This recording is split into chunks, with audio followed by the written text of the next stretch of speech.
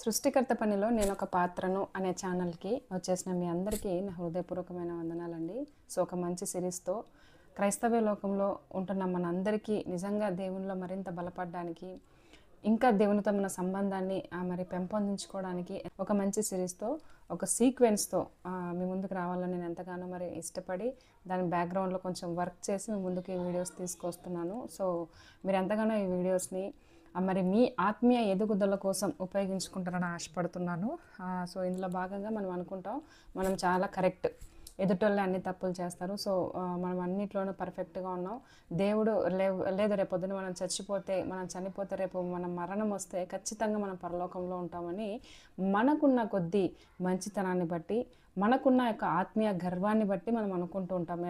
చచ్చిపోతే నేనే పరలోకంలో ఉంటా, తండ్రికి లేదు రేపు పొద్దున మనం చనిపోతే రేపు మన మరణం వస్తే ఖచ్చితంగా మనం పరలోకంలో ఉంటామని మనకున్న కొద్దీ మంచితనాన్ని బట్టి, మనకున్న యొక్క ఆత్మీయ గర్వాన్ని బట్టి మనం అనుకుంటూ ఉంటాం.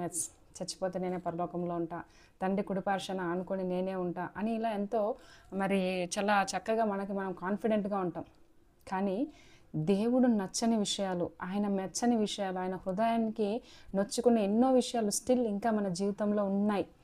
అవి రెక్టిఫై చేసుకోలేకపోతున్నాం ఎక్కడో. మరి ఆ విషయాలన్నింటినీ మీ ముందుకు తీసుకోవాలని ఒక్కొక్కటిగా దేవుడు మెచ్చని 100 పనులు అని నేను ఈ యొక్క సిరీస్కి పేరు పెట్టుకున్నాను. దేవుడు మెచ్చని, లేదా దేవుడు ఇష్టపడని, లేదా దేవునికి అసహ్యమైన 100 పనులు. 100 కాదు, చాలానే ఉన్నాయి మన యొక్క లైఫ్లో. ఈ యొక్క పాపపూరితమైన లోకంలో ఎన్నో దేవునికి నచ్చని పనులు ఉన్నాయి, కానీ నేను ఒక 100 అని అనుకున్నాను. సో ఇంకా అంతకు మించి ఉన్నాయి. ఆ యొక్క మరి పరిశీలనలో ఇంకా బయటకు వస్తే దాన్ని దేవుని చిత్తమైతే వాటిని కూడా చూసుకుంటూ ముందుకెళ్దామండి.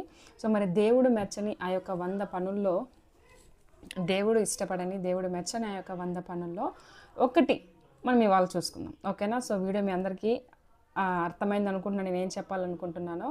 సో నా మాటలు ఎలా ఉన్నా, నా మాటల్ని మీరు పట్టించుకోని అవసరం లేదు, కానీ నా మాటల్లో ఉన్న ఆంతర్యాన్ని, సో దేవునికి మిమ్మల్ని మరింత దగ్గరగా చేయాలి, నన్ను నేను దగ్గర చేసుకుంటూ మిమ్మల్ని కూడా దేవునికి దగ్గర చేయాలనే నా ఈ చిన్ని ప్రయత్నాన్ని మీరు తప్పకుండా ప్రోత్సహిస్తారనే నేను మనస్ఫూర్తిగా ఆశపడుతున్నానండి. సో చూసుకుందాం. దేవుడు నచ్చని 100 పనుల్లో లిస్ట్ నేను ఒక 100 తీశాను. సో వాటిల్లో మొదటిది ఏంటో చూసుకుందాం, సరేనా? దాంట్లో ఆ సామెతలు 16వ అధ్యాయం 5వ వచనం. మనుషులుగా పుట్టిన ప్రతి ఒక్కరికి ఉండే లక్షణం ఇది నిజంగా. సో చూసుకుందామండి. సామెతలు ఎంతో చక్కటి మాట, నిజంగా చాలా మరి బాధాపూర్వకమైన మాట కూడా ఇది. సామెతల గ్రంథం 16వ అధ్యాయం 5వ వచనం. బహుశా మీ అందరికీ తెలిసే ఉంటుంది, ఇది తెలియంది ఏం కాదు. చూసుకుందాం. 16:5లో గర్వ హృదయులందరూ యెహోవాకు హేయులు. చక్కటి మాట కదా. గర్భ హృదయులందరూ యెహోవాకు హేయులు, నిశ్చయముగా వారు శిక్ష నొందుదురు. సామెతలు 16:5లో ఉంటుంది, మీరు వీలైతే రాసుకోండి. సో ఒక మంచి సిరీస్గా మీరు కూడా రేపొద్దున ఎక్కడైనా సంఘాల్లో కానీ, లేదా మీరు ఎక్కడికైనా వెళ్ళినప్పుడు మీకు తోచిన యొక్క జ్ఞానాన్ని ఇతరులతో పంచుకోవడం నిజంగా ఎంతో శ్రేయస్కరం. కాబట్టి ఈ యొక్క మాటలు మీతో పంచుకుంటున్నానండి. మొదటిగా ఈ యొక్క నేను పెట్టుకున్న యొక్క 100 పనుల్లో ఒక మొదటి యొక్క పాయింట్ని మనం చూసుకున్నట్టయితే గర్భ హృదయం దేవుడికి నచ్చదంట. యెహోవాకు వాళ్ళందరూ అసహ్యులు. సో నిజంగా క్రైస్తవులుగా మనం పిలువబడుతున్నాము, దేవుని ఎదుట నిర్దోషులుగా ఉన్నామని మనం అనుకుంటున్నాము, కానీ ఎక్కడైనా నిజంగా ఫెయిల్ అవుతున్నాము ఆ యొక్క గర్వంతో. ఒక ఆత్మీయ గర్వం కానివ్వండి, చదువు మాకు బాగా వచ్చు అనే గర్వం కానివ్వండి, లేదా నేను అందంగా ఉన్నాను అనే గర్వం కానివ్వచ్చు, లేదా నేను మంచి మాటకారిని, లేదా నాకు చక్కటి వాక్య జ్ఞానం ఉంది, లేదా మాకు ఒక మంచి పొలాలు, లేదా ఒక బ్యాక్గ్రౌండ్ ఏమంటారు ఆర్థికంగా మేము చాలా బలంగా ఉన్నాం అని, ఇలా ఎన్నో అంశాలు నిజంగా మనల్ని ఈ యొక్క గర్వ హృదయం వల్ల నిజంగా మనం దేవునికి దూరం అయ్యే ఛాన్సెస్ చాలా ఉన్నాయండి. మరి చరిత్ర చూసుకున్నట్టయితే ఎంతోమంది పేరుగాంచిన వాళ్ళు, గొప్ప గొప్ప రాజులు నిజంగా యొక్క గర్వాన్ని బట్టి దేవునికి దూరం అయిపోయినట్టుగా మనం చూస్తున్నాం. ఎక్కడైనా ఉందా? మనం చెక్ చేసుకుందాం. ఇది దేవునికి ఒక అసహ్యమైన పని, దేవుడు నచ్చని పని, తద్వారా శిక్షను అందుకునే పని కూడా ఇది.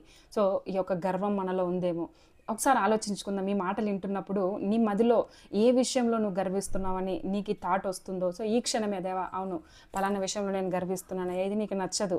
సో బైబిల్ కరాఖండిగా చెప్తుంది, గర్వ హృదయాలందరూ యెహోవాకు హేయులని. ఏ విషయంలో మనం గర్వం కలిగి ఉన్నాం ఒకసారి రీకాల్ చేసుకుందాం. పలానా వాళ్ళ విషయంలో ఎవరో ఒకరు మనకు ఫ్లాష్ అవుతుంటారు కదా, ఏదో ఒక పాయింట్లో, ఏదో ఒక విషయంలో మన అందాన్ని బట్టో, లేదా ఏదో ఒక మనకు కలిగి ఉన్న స్టేటస్ని బట్టో, లేదా మనకు తెలిసిన కొంతమంది పెద్ద మనుషులను బట్టో, ఏ విషయాల్లోనో మనం మనం గర్వపడుతూ ఉంటాం. కానీ దేవుడు అంటున్నాడు కదా, గర్వం ఒకవేళ మనలో రాజ్యం వెళ్తుంటే మనం యెహోవాకు హేయులంట.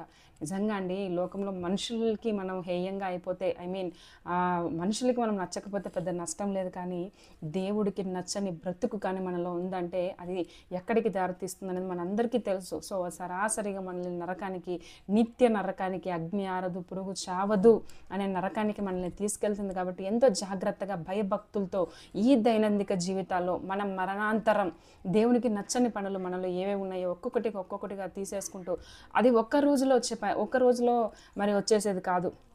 డైలీ రొటీన్ ఉండాలంటారు కదా, ప్రాక్టీస్ మేక్స్ మ్యాన్స్ పర్ఫెక్ట్ అని. సో అలా ఒక్కొక్కటిగా దేవా నిజంగా మరి మీకు నచ్చని విషయాలు నాలో ఏముంటున్నాయి అని మనల్ని ఒక్కొక్కసారిగా రెక్టిఫై చేసుకుంటూ ఒక్కొక్క విషయాలుగా మనల్ని మనం సరిదిద్దుకుంటే నిజంగా మనం ఎంతగానో ధన్యులమండి.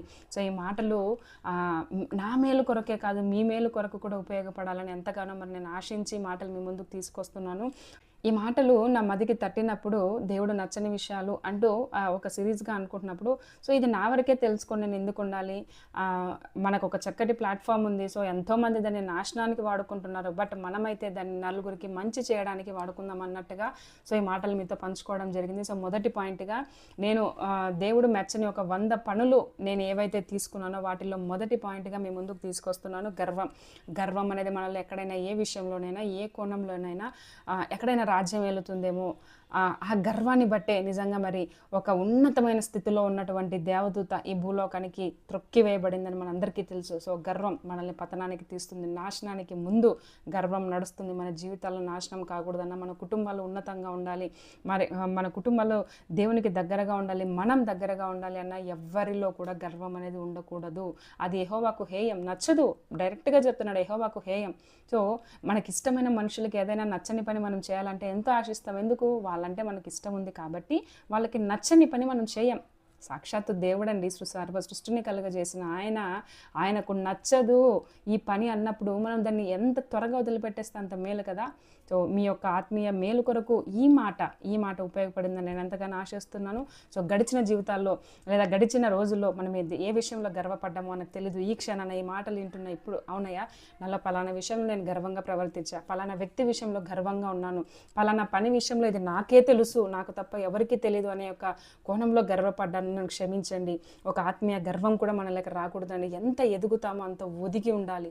ఎంత ఎదుగుతామో అంత ఒదిగి ఉన్నప్పుడే నిజంగా మనం తగ్గింపుకి ఎంతగానో ఇష్టపడే వాళ్ళగా ఉంటాం. అదే దేవుడు కోరుకునే లక్షణం కూడా. సో గర్వానికి ఆపోజిట్ వర్డ్ ఏంటి? తగ్గింపు. మనకి ఎంత జ్ఞానం ఉన్నా, ఎంత తెలిసినా, ఎప్పుడైతే తగ్గించుకొని ఉంటామో అంతకు ఇంకా ఎన్నో రెట్లుగా దేవుడు మనల్ని హెచ్చించేవాడే ఉంటున్నాడు. కాబట్టి సో ఈ మాట మీ ఆత్మీయ జీవితానికి రాసి పెట్టుకోండి. సో నేను ఇంకా మీ ముందుకు తీసుకొస్తాను. వీక్లీలో 2 to 3 వీడియోస్ చేయడానికి నేను మీ ముందుకు వస్తానండి. సో మొదటి పాయింట్గా మనం చూసుకున్నాం, గర్వం ఉండకూడదు. ఓకే, సో ఈ రోజుతో ఆ గర్వాన్ని వదిలేద్దాం. అందరినీ కూడా మనల్ని మనం ఎలా ప్రేమించుకుంటామో, దేవుడు అంటాడు కదా, నిన్ను వల్లే నీ పొరుగు వారిని ప్రేమించమని. మనల్ని మనం ఎప్పుడు గర్వించుకునేలా చూడం. గర్వం మనం మీద మనం పడం కాబట్టి ఎదుటోళ్ళ మీద కూడా గర్వపడకూడదు. వాళ్ళు కూడా మనలాంటి మనుషులే అని చెప్పి ఆ యొక్క మైండ్లో మనకి ఎప్పుడైతే వస్తుందో, సో మనం ఎవరి మీద గర్వం చూపించాం. ప్రతి విషయంలో మనల్ని మనం తగ్గించుకునే వారిగా ఉండాలి అని మనవి చేస్తూ నన్ను నేను హెచ్చరించుకుంటూ మొదటగా సో మిమ్మల్ని హెచ్చరించడానికి ఎంతగానో ఇష్టపడుతున్నానండి. ఈ మాటలను విన్న మీ అందరికీ ప్రభువు పేరట వందనాలు. Thank you.